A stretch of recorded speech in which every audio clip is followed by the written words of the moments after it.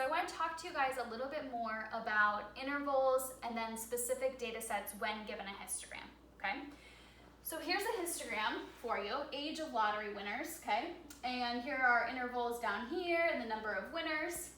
If I am looking at this, and we got this data from that original data set, but let's say that I wasn't given that original data set up top. If I was just given the histogram, there's some important things to note. And I said this on Tuesday's assignment in a little video.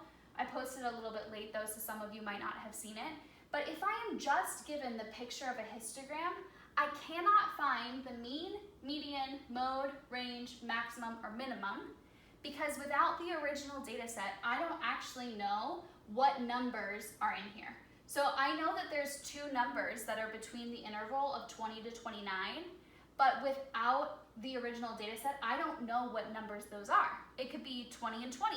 It could be 25 and 26. It could be 27 and 28. So if we don't have the true original numbers, it is impossible to calculate any of these items. What we could calculate is what we could say, can't really calculate it, but what we could examine from our histogram is the peak. We could say that the peak of this graph is between the interval of 50 to 59 years. We could say that this data is rather symmetrical, not perfectly symmetrical, but kind of, okay? We could say that the least amount of lottery winners were between the ages of 20 to 29, okay?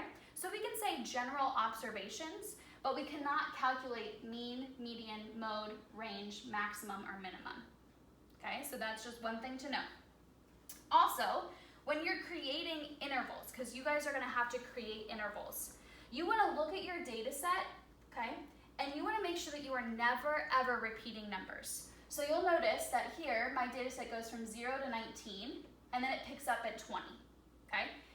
It's weird, but 0 to 19 has 20 numbers in it because 0 and 19 are both included in it. If this had been 0 to 4, how many numbers are included in 0 to 4? Well, 0, 1, 2, 3, 4, 5 numbers. So then I would say 5 to 9 is also 5 numbers, 5, 6, 7, 8, 9.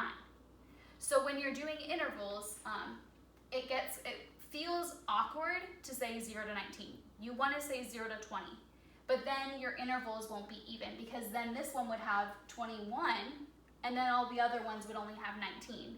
So your data set wouldn't be proper.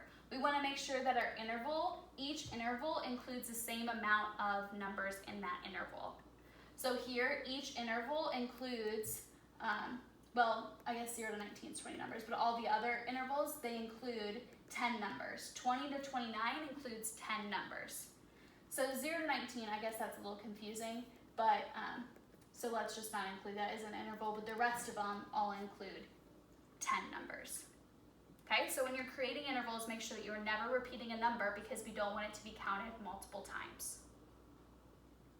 So that's probably the toughest thing about histograms, so make sure that you get familiar with that. It's gonna feel weird at first, but you'll get the hang of it.